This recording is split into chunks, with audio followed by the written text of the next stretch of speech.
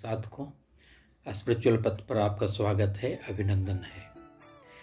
भगवत भक्ति की अभिव्यक्ति, आइए आज इस विषय पर चर्चा करते हैं। चर्चा की शुरुआत गुरु वंदना इस वंदना से करते हैं, आप भी इसमें शरीक हों।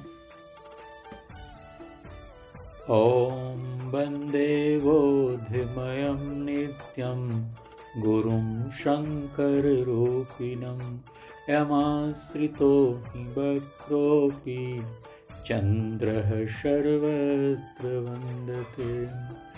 वसुदेवसुतं देवं कंसचाणूरमर्दनं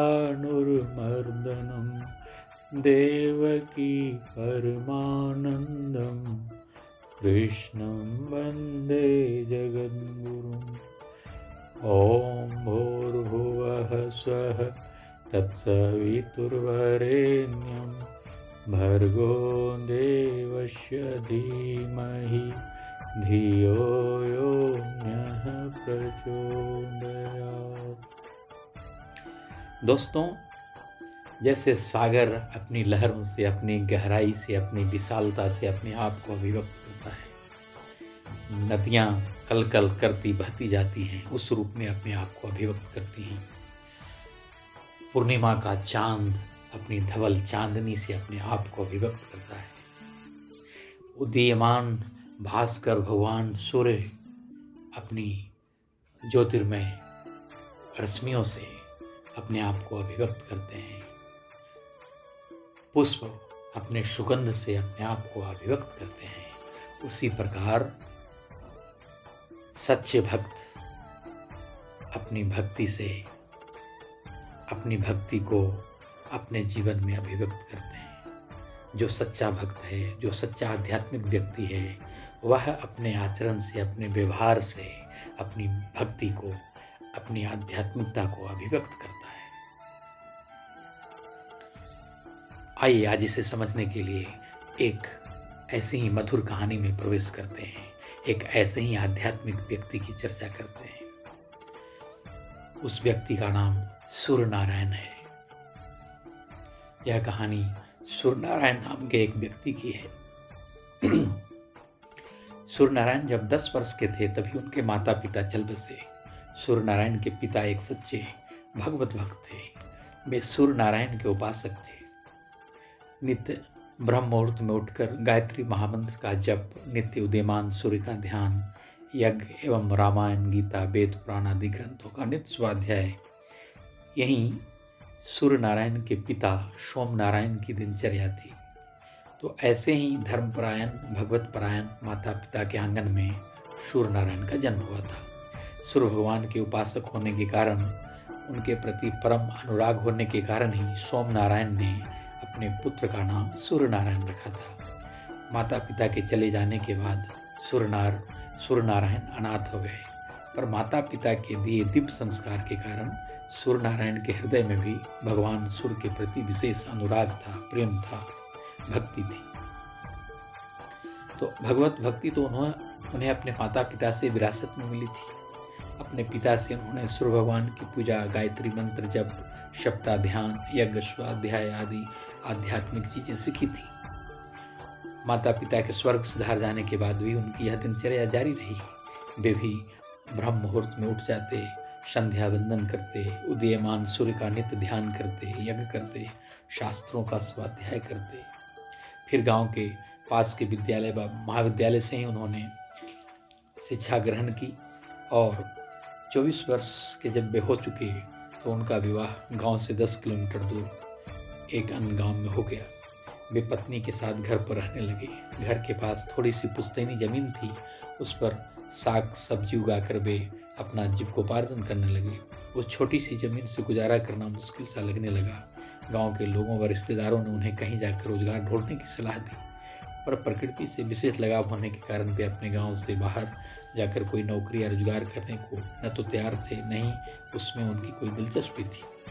गांव के पास कल बहती नदी में जाकर ब्रह्म मुहूर्त में नित्य स्नान, ध्यान, भजन पूजन आदि करना, फिर घर पर आकर यज्ञ करना, शास्त्रों का स्वाध्याय करना, गौ सेवा करना और सात्विक आहार लेना, यही उनकी दिनचर्या थी।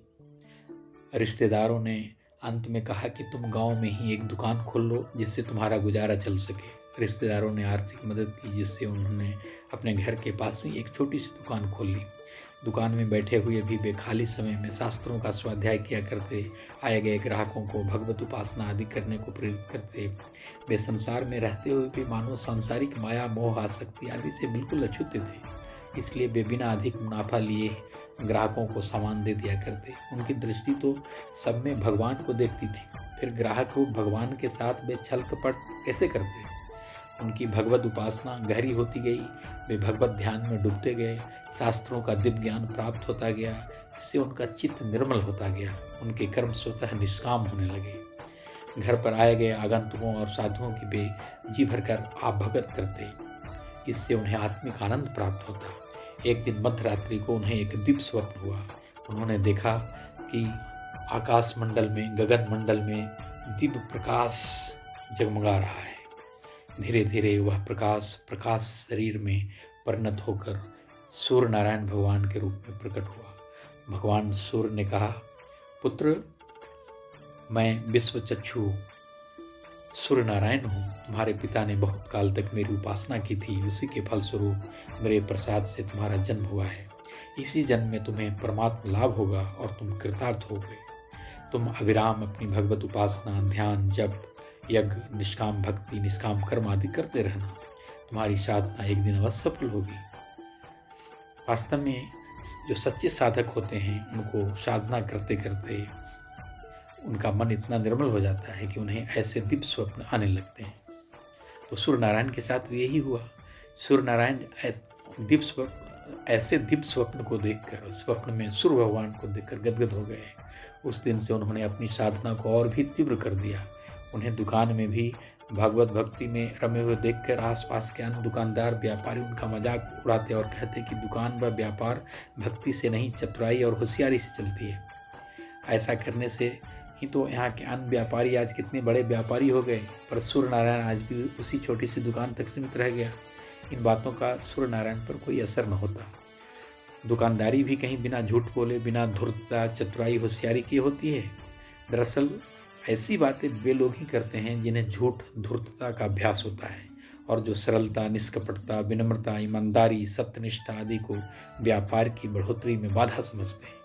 यही कारण है कि ऐसे लोग प्रायः सूर्य नारायण जैसे सद्भक्तों की, धार्मिक आध्यात्मिक लोगों की सरलता, सादगी और ईमानदारी का मजाक बनाया करते हैं। पर सत्यनिष्ठा, सरलता, निष्कपटता और ईमानदारी पूर्वक व्यापार करते हुए सूर्य नारायण को जो हार्दिक और आत्मिक आनंद प्राप्त होता था, उसकी कल्पना भी धूर्तता, शातिरता में विश्वास करने वाले धूर्त व शातिर लोग भला कैसे कर सकते थे। समान व्यक्ति तो अधिक मुनाफा कमाने के चक्कर में सरलता, सच्चाई, ईमानदारी, सत्यनिष्ठा को पल भर में ही तिलांजलि दे देता है और वह अन्य लोगों की तरह उसी रंग में रंगने लगता है। उसके पास पैसे भी आने लगते हैं। वह धीरे धीरे बेईमानी, धूर्तता की दलदल में ऐसा फंसता जाता है कि उससे निकलना मुश्किल हो जाता है। साथ ही आत्मग्लानि होने के कारण वह शारीरिक, मानसिक बीमारियों का शिकार भी होने लगता है। धन होते हुए भी ऐसे लोग धन से सुख प्राप्त नहीं कर पाते। ऐसे लोग न सिर्फ अपनी नज़रों में बल्कि समाज की नज़रों में भी गिर जाते हैं। ऐसे लोगों की भौतिक और आध्यात्मिक दोनों ही दृष्टि से हानि ही हानि होती है। इन्हें बेईमानी और धूर्तता से प्राप्त धन से तात्कालिक सुख और लाभ दिखता है, पर अंततः इन्हें दुख होते हैं। सूर्य नारायण जैसे सत्यनिष्ठ, सरल, निश्चल, निष्कपट लोग संघर्ष करते हुए अवश्य नजर आते हैं, पर अंततः वे भौतिक और आध्यात्मिक दोनों ही दृष्टि से लाभ ही लाभ में होते हैं। अस्तु यह कहना कि अमुक रोजगार व्यापार में बिना झूठ बोले, कपट किए, छल किए काम नहीं चलता, बिल्कुल ही अतार्किक और असंगत है। सत्य, प्रेम, करुणा, ईमानदारी, सरलता आदि ऐसे मानवीय गुण हैं जो जीवन के हर क्षेत्र में हमें सम्मान व सफलता दिलाते हैं, साथ ही हमारी आत्मिक प्रगति का मार्ग भी प्रशस्त करते हैं। सूर्य नारायण के साथ भी यही हुआ। वे व्यापार करते हुए भी लोभ, मोह, बेईमानी में नहीं फंसे। उन्होंने अपनी सत्यनिष्ठा, ईमानदारी, सरलता बनाए रखी। वे अनवरत भगवत ध्यान करते रहे। कठिनाइयों में भी उन्होंने सच्चाई, ईमानदारी नहीं छोड़ी। दरअसल मनुष्य में ऐसी सत्यनिष्ठा, दृढ़ता, शक्ति आती भी तो भगवत उपासना, भगवत ध्यान, स्वाध्याय और सत्संग से ही है। सूर्यनारायण की सत्यनिष्ठा व भगवत भक्ति के कारण समाज में सर्वत्र उनका मान सम्मान बढ़ने लगा। उनका व्यापार भी बढ़ने लगा। व्यापार के मुनाफे को वे दान परोपकार आदि में भी दिया करते थे। इससे उन्हें आत्मसुख प्राप्त होता था।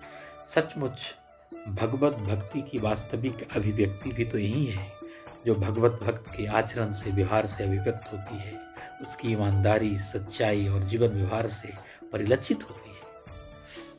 कहते हैं एक दिन सूर्य नारायण को सचमुच भगवत दर्शन प्राप्त हुआ, आत्म साक्षात्कार हुआ। वे जीवन में रहते हुए भौतिक रूप से भी खुशहाल रहे और आध्यात्मिक रूप से भी मोक्ष मुक्ति भगवत दर्शन प्राप्त कर धन्य हुए, निहाल हुए।